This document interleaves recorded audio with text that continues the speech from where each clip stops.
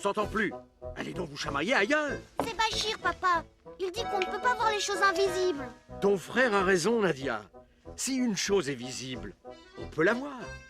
Et si on ne la voit pas, c'est qu'elle est invisible. Tu vois? Pourtant, toi, papa, quand Bachir fait un mensonge, tu le vois tout de suite, non?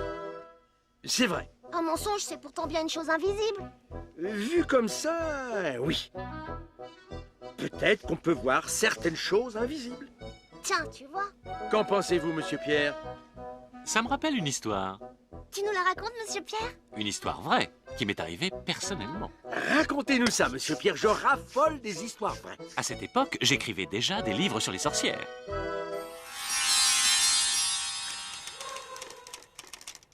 Il était une fois une sorcière la plus laide, la plus moche, la plus affreuse qu'on ait jamais vue.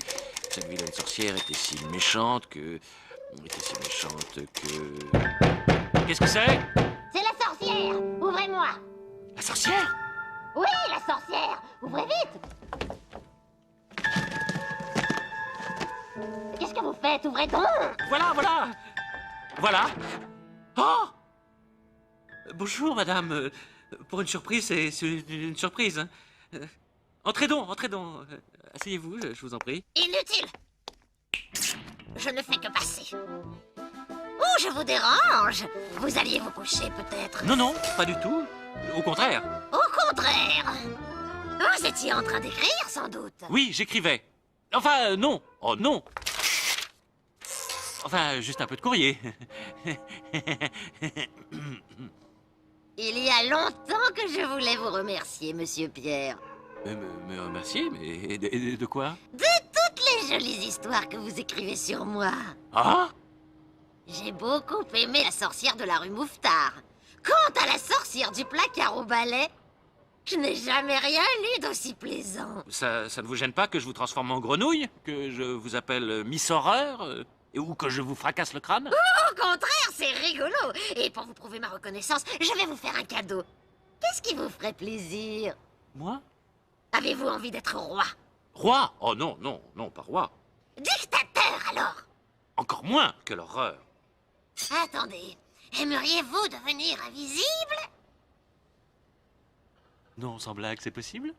Si ça vous plaît, venez avec moi.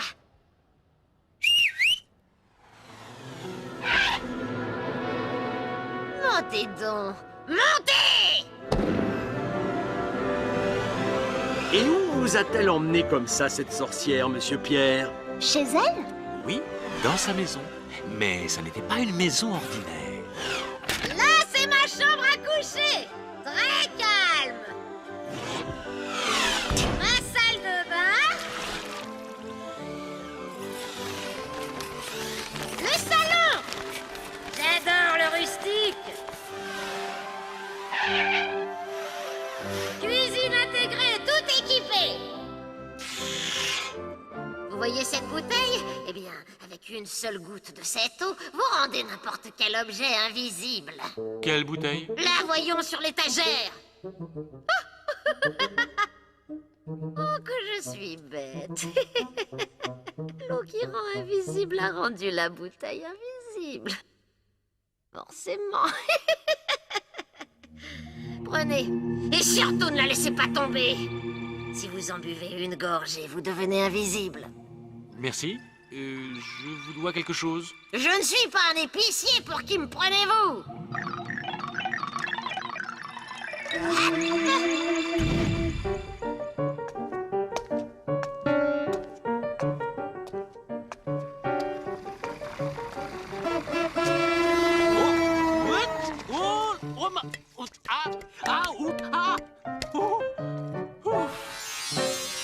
J'imaginais déjà les bonnes blagues que j'allais pouvoir faire quand je serai invisible. Moi, si j'étais invisible, je sais bien ce que je ferais. Bonjour, madame. Bonjour. Oh. Mais y a personne.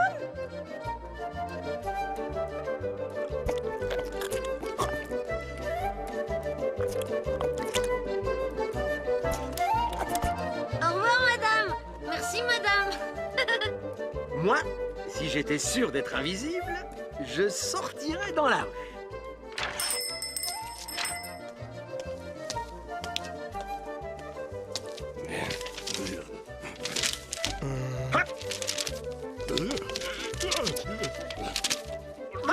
Et hop.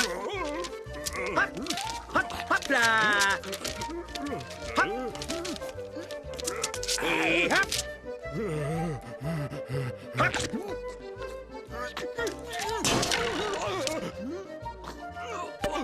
Et hop.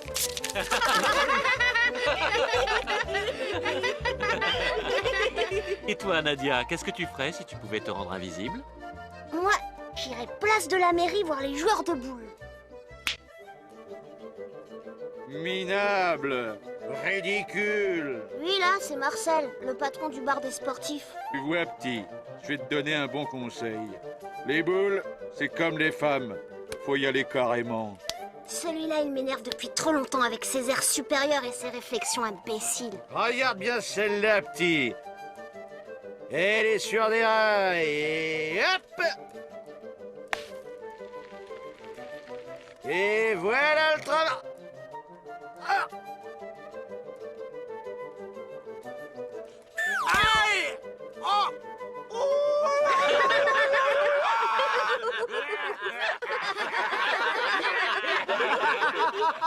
Et toi, monsieur Pierre, qu'est-ce que tu as fait comme blague? Moi, pour l'instant, je faisais surtout bien attention à ne pas renverser ma bouteille.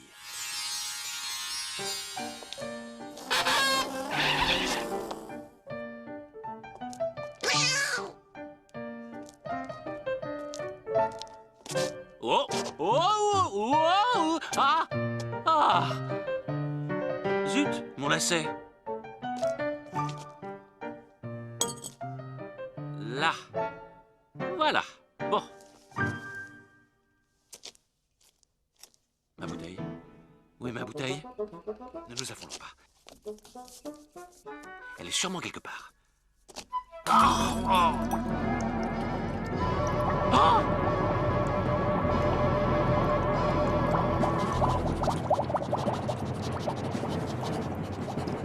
Oh là là là là là!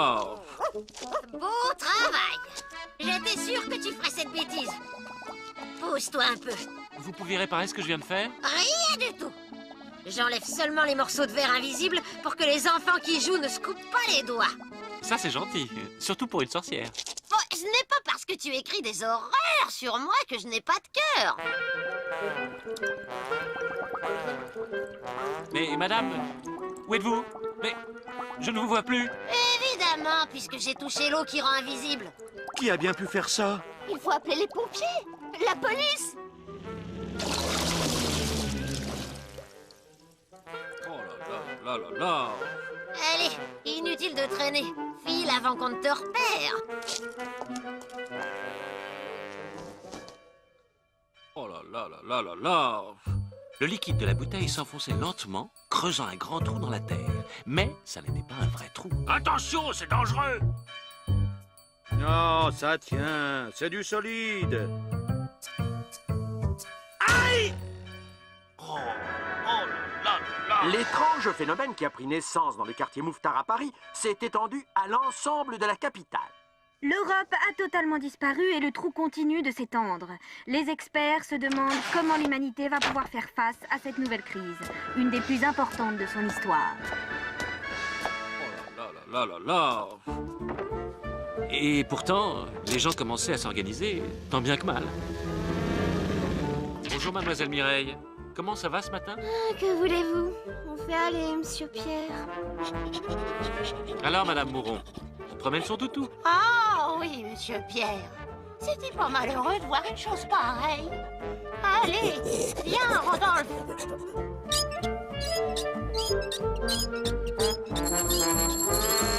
Je savais que tout ça était de ma faute et je ne voyais pas quoi faire pour réparer. J'écrivais maintenant des histoires invisibles pour des livres invisibles que personne ne lirait jamais. Qui est là? C'est moi, la sorcière. Eh bien, vous en faites une drôle de tête, monsieur Pierre. Si vous pouviez vous voir. Mais c'est plus une vie. Qu'allons-nous devenir? Allez, je vois bien qu'il faut que je m'en occupe. Tiens, prends ça. Encore une bouteille? C'est l'eau qui fait voir l'invisible. Bois-en une gorgée.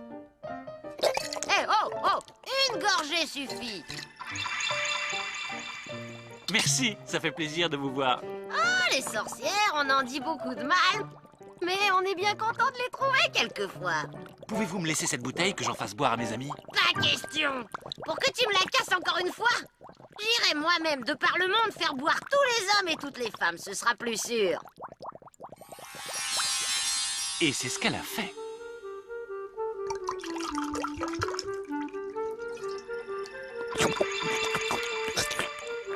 J'ai pas bien compris, Monsieur Pierre. Le monde n'était plus invisible alors. Mais si, il l'était encore. Mais non! Mais si! Attendez, tout était encore invisible, seulement après avoir bu l'eau de la bouteille, les hommes pouvaient voir ce qui était invisible. C'est ça, monsieur Pierre? Exactement. C'était comme avant alors. Pas tout à fait. Car depuis ce temps-là, il y a des gens qui arrivent à voir certaines choses invisibles. Comme les mensonges de Bachir? Comme les sorcières? Comme les fées? J'ai un voisin. Il dit qu'il voit les anges et le bon Dieu dans le ciel. Mais moi, j'ai beau regarder, je ne vois rien. Il faudrait peut-être que je me fasse faire des lunettes. C'est rigolo.